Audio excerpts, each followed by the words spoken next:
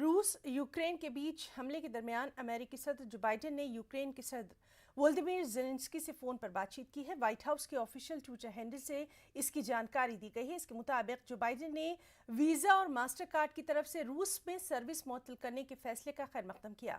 Joe Biden ने Ukraine के nuclear power plant पर हालिया रूसी हमले के बारे में अपनी तशवीश का इयादा किया। दोनों लीडरान ने रूस और यूक्रेन के दरमियान हालिया मुज़ाकरात पर भी तबादला ख्याल किया।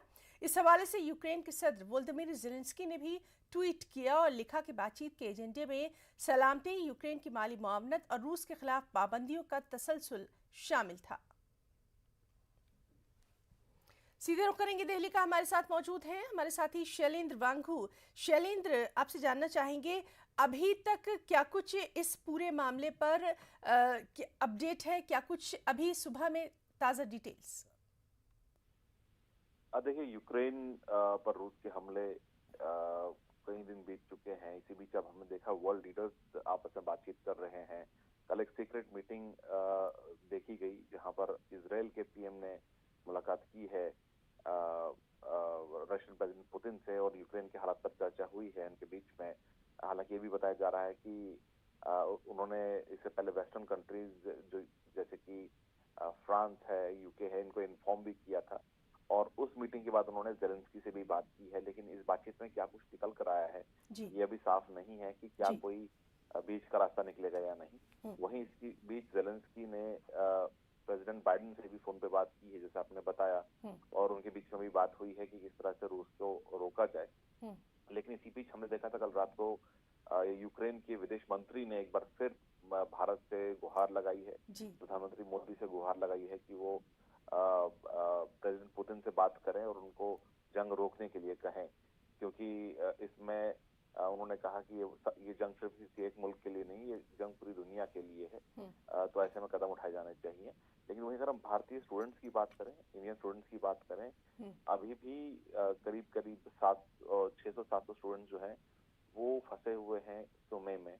और कल विदेश मंत्रालय की तरफ से कहा गया था कि जब तक सीज फायर नहीं होगा उनको वहां से निकालना मुश्किल हो सकता है, क्योंकि लगातार हम संपर्क में बने हुए हैं यूक्रेन के और रूस के, लेकिन कोई बीच का रास्ता नहीं निकल पाया अभी तक कि उनको कैसे वहां से इवैक्यूएट करा जाए। और वहीं इसी बीच जो इंडिया में रूस के राजदूत हैं उन्होंने भी एक वीडियो स्टेटमेंट जारी करके कहा कि यूक्रेन हमें अलाउ नहीं कर रहा है स्टूडेंट्स को इवैक्यूएट कराना। हम चाहते हैं कि उनको हम रूस की टेरिटरी से इवैक्यूएट करके वापस हिंदुस्तान भेजें। शैलेंद्र, इस बीच ऑपरेशन गंगा के तहत बहुत सारी फ्लाइट्स जो हैं उनके लगातार आने का सिलसिला जारी है। आज भी ये सिलसिला रहने वाला है? बिल्कुल बिल्कुल।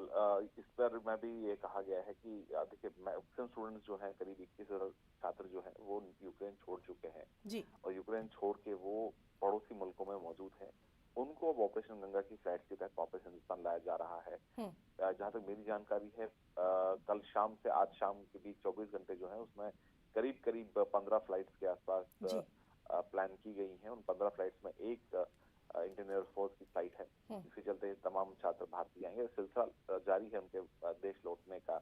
लेकिन मुश्किल की कड़ी यही है कि जो छात्र सुमे में फंसे हुए हैं उनके लिए कोई रास्ता अभी तक नहीं निकल पाया है। हालांकि जो खार्किव इलाका है, जिसको लेकर कुछ दिन पहले कहा जा रहा था कि वहां पर भी छात्र फंसे हुए थे, खार्किव खाली करा लिया गया है। खार्किव से पहले स्टूडेंट्स को पिसोचिन भेजा गया और पिसोचिन से अब लगातार स्टूडेंट्स को निकाला जा रहा है और माना जा रहा है कि सभी स्टूडेंट्स को पिसोचिन से भी निकाल लिया गया है वेस्टर्न बॉर्डर्स की तरफ। लेकिन अब सिर्फ और सिर्फ सुमे में करीब 600-700 स्टूडेंट्स बचे हैं जिनको निकालना एक चैलेंज नजर आ रहा है। और तीनों देश इस पर स्टेटमेंट्स जारी तो कर रहे हैं, लेकिन भारत ने उम्मीद की है कि सीज फायर अनाउंस होगा।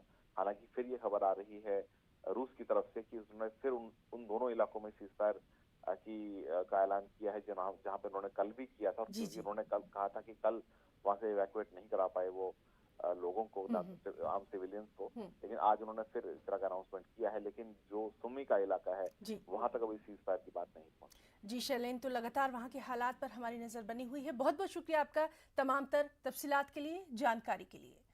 और नाज़रीन, इस वक्त एक बड़ी खबर आपको दे दें। रूसी फौज की कानीफ के हाइड्रो इलेक्ट्रिक पावर प्लांट की तरफ पेशकदमी देखी जा रही है। आपको बताएं कि कीव से 100 किलोमीटर के फासले पर है कानीफ। यूक्रेन के सदर ने अमेरिका से ये अपील की है कि रूस से मुकाबले के लिए मजीद तैयारे रवाना करे अमेरिका। आपको बताएं कि रूस और यूक्रेन जंग का आज 11वां दिन है। तो बेहद अहम खबर, रूसी फौज की कानीव के हाइड्रो इलेक्ट्रिक पावर प्लांट की तरफ पेशकदमी जारी है। कानीव कीव से 100 किलोमीटर के फासले पर है और इस बीच यूक्रेन के सदर ज़ेलेंस्की ने अमेरिका से ये अपील की है कि रूस से मुकाबले के लिए मजीद तैयारे रवाना किए जाएं। 11वां दिन है, लगातार वहां के हालात से हम आपको बाखबर करवा रहे हैं। और इस वक्त की ये अहम खबर कि रूसी फौज की कानीव के हाइड्रो इलेक्ट्रिक पावर प्लांट की तरफ पेशकदमी जारी है। आपको बताएं कि इस तरह का ये तीसरा पावर प्लांट है जिस पर अब रूसी फौज की जो पेशकदमी है वो देखी जा रही है। और इस सिलसिले में लगातार बातचीत की बात कही जा रही है।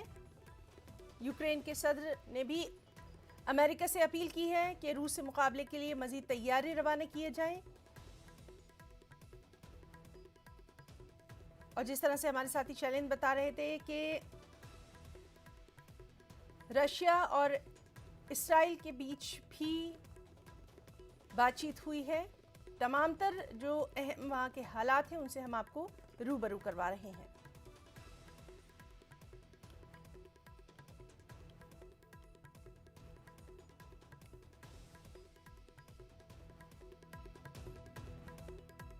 और नाज़रीन, इस वक्त हमारे साथ प्रोफेसर मुहिबुल हक साहब मौजूद हैं जिनसे लगातार हम इस पूरे मामले पर तज्जिया हासिल कर रहे हैं। हक साहब, आपसे जानना चाहेंगे, जिस तरह से ये पेशरफ्त देखी जा रही है कि अब कानीव के हाइड्रो इलेक्ट्रिक पावर प्लांट की तरफ रूसी फौज लगातार बढ़ रही है, पावर प्लांट की तरफ बढ़ना जो है वो कहीं ना कहीं अब यूक्रेन को तशवीश में मुब्तला कर ही रहा है। पूरी दुनिया की नज़रें जो हैं वो यहीं पर लगी हुई हैं। अब आगे क्या पेशकदमी? देखिए, रशिया ने, अगर आपने देखा कि सीज फायर डिक्लेयर करने के बाद भी रशिया ने फिर फौरन रिज्यूम कर दिया था मिलिट्री एक्शन।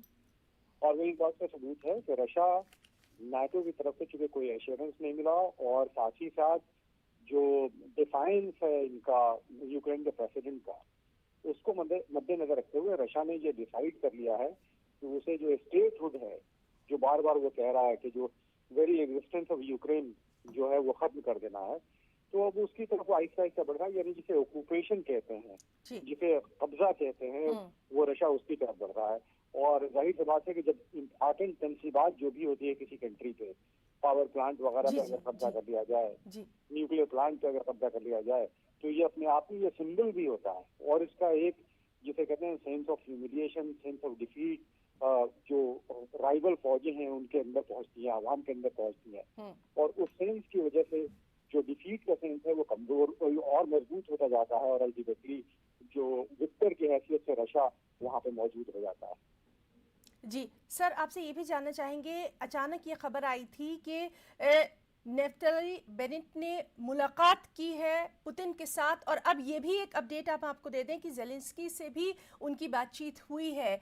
इसको किस तरह से आप देखेंगे? इसराइल जो है वो लगातार कोशिश कर रहा है, रशिया और यूक्रेन के बीच सालिसी की बातचीत के लिए लगातार कोशिश कर रहा है, ये बात सामने आ रही है। देखिए, जो ज़ेलेंस्की के बारे में जो खास करके ये खबर आती है कि उनका जो ओरिजिन है वो जेविश है, और यूक्रेन के जो प्रेसिडेंट है उनका खुद जेविश ओरिजिन है, और ये बातें बार बार पब्लिक डोमेन में आती हैं।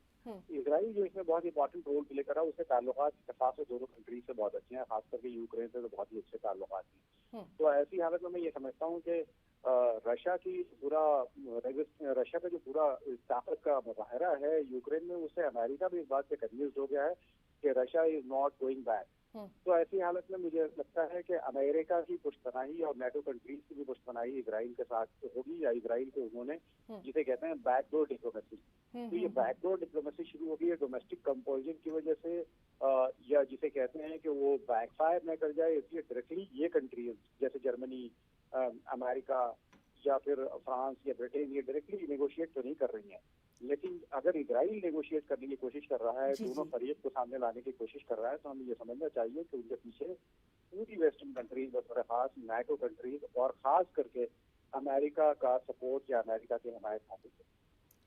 जी हक साहब, बहुत बहुत आपका शुक्रिया अदा करना चाहेंगे तमाम तर बातचीत के लिए। लगातार आपसे इस पूरे मामले पर हम डिस्कशन जो है वो जारी रखेंगे। तो नाज़रीन, ये थे हमारे साथ माहिर आलमी उमूर प्रोफेसर मुहिबुल हक साहब, जिनसे आज के जो हालात थे उनके बारे में हम तमाम तर तफसीलात हासिल कर रहे थे। फिलहाल एक छोटा सा ब्रेक, जल्द लौटेंगे। तीसरे दौर की बातचीत है तो बेहद अहम खबर, जिस तरह से लगातार वहां के हालात पर हमारी नजर बनी हुई है। रूस और यूक्रेन के बीच एक बार फिर कल बातचीत होगी। आपको बताएं कि ये तीसरे दौर की बातचीत है। इससे पहले हमने देखा था कि बेलारूस में जिस तरह बातचीत की मेज पर दोनों मुल्क आए थे, और कल 2 शहरों में यूक्रेन के सीज फायर की भी बात सामने आई थी। तो लगातार बातचीत की बात जो है वो की जा रही है, और अब ये बेहद अहम खबर कि रूस और यूक्रेन के बीच एक बार फिर कल तीसरे दौर की ये बातचीत होना है।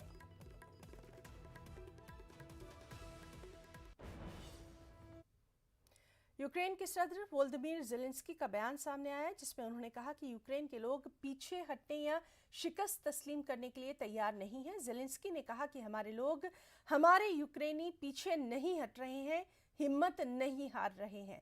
ज़ेलेंस्की ने हफ्ते के रोज़ कहा कि अगरचे रूस ने खार्किव और सूमी जैसे दूसरे शहरों को घेरे में ले लिया है, लेकिन यूक्रेन की अफवाज वस्ती और जुनूब मशरक़ी यूक्रेन के अहम शहरों पर कंट्रोल रखने में कामयाब हो गई है। Наші люди, наші українці не відступають, не здаються, не зупиняють свого спротиву. Вони кричать окупантам: «Йди додому, як російський корабель». Відтісняють їх з нашої території, перекривають їм дороги. Кожен метр нашої української землі, відвойований протестом і приниженням окупантів, це крок. Крок вперед, до перемоги. До перемоги для всієї нашої держави. Це шанс на життя. Українці, в усіх наших містах України, куди зайшов ворог, відчуйте це, переходьте у наступ. कीव में शहरी और फौजी यूक्रेन के दारुल हुकूमत के दिफा की तैयारी कर रहे हैं, क्योंकि रूसी फौजियों ने शहर पर अपनी पेशकदमी जारी रखी है। हथियारों से लैस रजाकार रूसी टैंकों और फौजियों के काफिलों को सुस्त करने की उम्मीद में रुकावटें खड़ी कर रहे हैं, सड़कों पर नस्ब कर रहे हैं।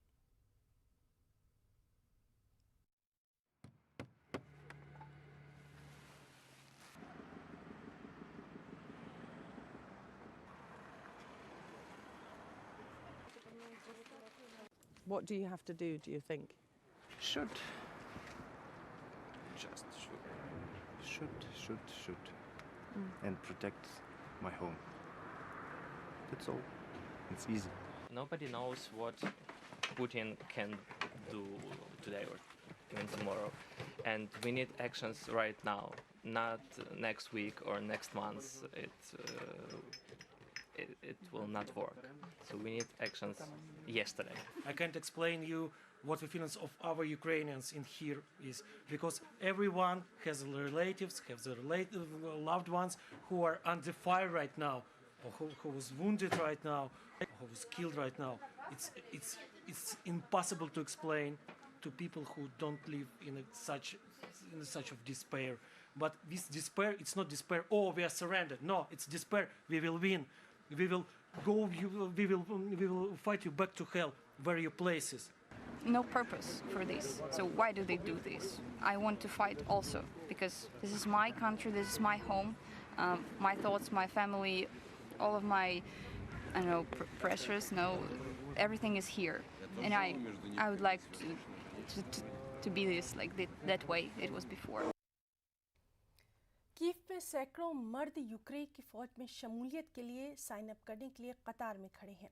18 से 60 साल की उम्र के अफराद को मुल्क छोड़ने से रोक दिया जाता है। उन्हें अपने ख़ानदान के अफराद को अलविदा कहने पर मजबूर किया जाता है, जो यूक्रेन को तर्क करके या मुल्क के दूसरे हिस्सों में सफ़र करके हिफाजत की तलाश में हैं। इस तरह से बहुत से अफराद को फ़ौज में भर्ती किया जा रहा है। Ну, це мій обов'язок. Я хочу бути корисним, хочу допомагати, хочу захищати, хочу відвоювати, хочу, щоб моя сім'я якнайшвидше повернулася в Україну і зроблю це все можливо і якнайшвидше. We know why we defend our country, and our guys that are actually standing there and fighting Russian military forces, they know what they are doing. Those guys, they don't. We know what we are doing, and that's why we will win. Ukraine की paramedic hero Valentina पुसेच रोमास्का को हफ्ते के रोज Kyiv में सुपुर्द खाक कर दिया गया। वो यूक्रेन के दारुल हुकूमत के मज़ाफ़ात से ज़ख्मियों को निकालते हुए रास्ते में गोली लगने के बाद हलाक हो गईं। वेलेंटाइना को मकामी तौर पर रोमास्का के नाम से जाना जाता था।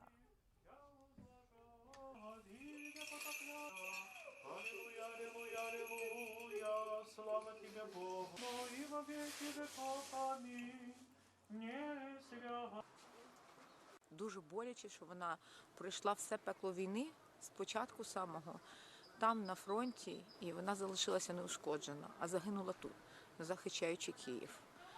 І вона була безбашеною в якомусь, напевно, змісті, тому що вона ніколи не боялася летіти під кулі.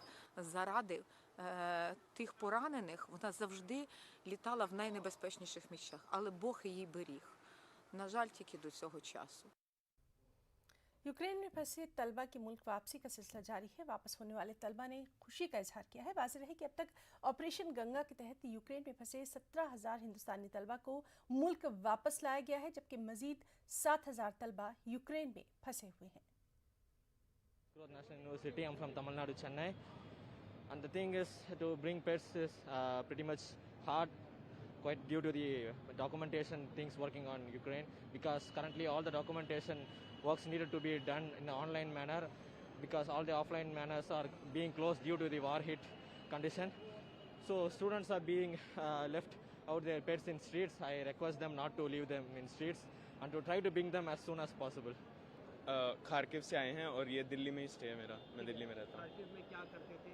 किस चीज़ की पढ़ाई करते थे? खार्किव में MBBS थी मेरी फर्स्ट ईयर में। हम गए थे दिसंबर 1 को, और 24 को जैसे अटैक हुआ है सुबह, तो बंकर्स में रह रहे थे। बंकर्स में फिर शेलिंग होती थी बिल्कुल पास में ही, बिल्कुल डर के रहते थे। ऊपर अपने रूम्स में भी जाना अलाउड नहीं होता था, दिन में एक बार जाने देते थे।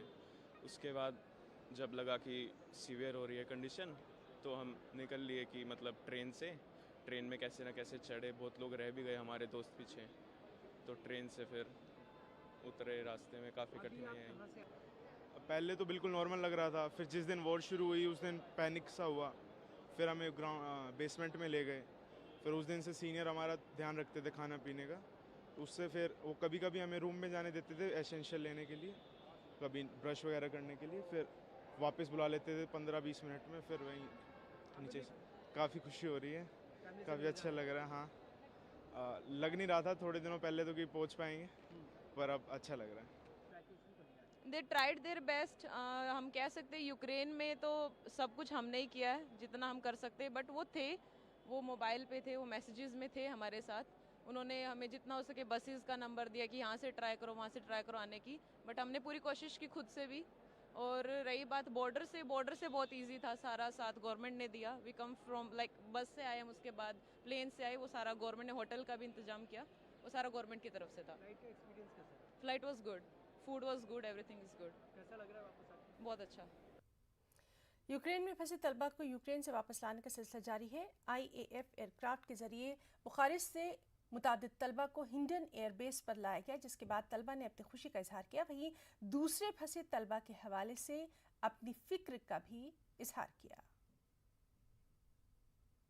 बट वहाँ पे सिचुएशन मैनेज करना काफ़ी डिफ़िकल्ट था, क्योंकि वॉर 24 मॉर्निंग कुछ 3 बजे के आसपास शुरू हो गई थी।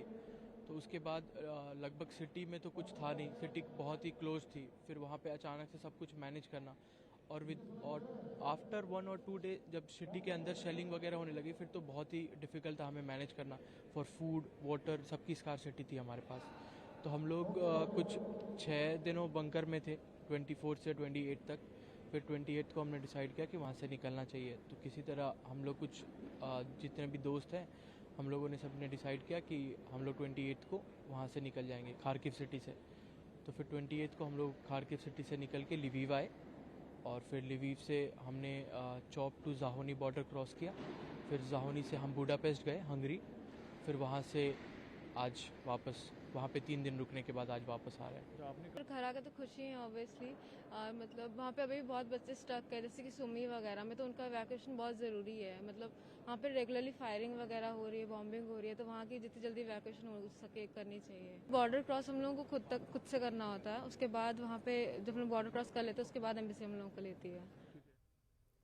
पाकिस्तान के पेशावर में मस्जिद में नमाजियों पर हुए हमले के खिलाफ बडगाम में ज़बरदस्त एहतजाज किया गया। बड़ी तादाद में लोगों ने बाद नमाज जुमा इमाम बारगाह बडगाम से मेन चौक बडगाम तक एहतजाजी रैली निकाली और मस्जिद में हुए धमाके की सख्त मजम्मत की। एहतजाजियों ने दहशतगर्दों और इंसानियत मुखालिफ अनासर के खिलाफ अपना एहतजाज किया और कहा कि पाकिस्तान में लगातार इस तरह के वाक़यात पेश आ रहे हैं और इंसानियत का कत्लेआम हो रहा है, लेकिन हुकूमत की जानिब से कोई भी इक़दामात नहीं किए जा रहे। पाकिस्तानी हुकूमत नाकाम रही है। हमारी अपील पाकिस्तान के वज़ीर आज़म इमरान खान से होगी कि अपने शहरियों की हिफाजत यकीनी बनाए। पाकिस्तान में रहने वाला एक एक शहरी अमन में अपनी ज़िंदगी गुजारे, उसकी जान और माल की हिफाजत ये हुकूमत की जिम्मेदारी है और ये यकीनी बनाना आपका काम है। बॉलीवुड की मशहूर अदाकारा नीलम कोठारी का कहना है कि फिल्मों की शूटिंग के लिए दुनिया में सबसे ज़्यादा खूबसूरत बेहतरीन जगह कश्मीर है। नीलम ने कहा कि वो बॉलीवुड की फिल्मों की शूटिंग कश्मीर और ख़ासकर गुलमर्ग में कराने की वकालत करती हैं और कश्मीर के बासलाहियत नौजवानों को बॉलीवुड में दाखिल करने की भी कोशिश करेंगी। नीलम ने यह भी कहा कि कश्मीर अब तेज़ी से खुशहाली की जानिब गामज़न है। गुलमर्ग में नीलम के साथ हमारे नुमाइंदे मुनीर हुसैन हुर्रा ने उनके तासुरात जाने, उनसे ख़ास बातचीत की।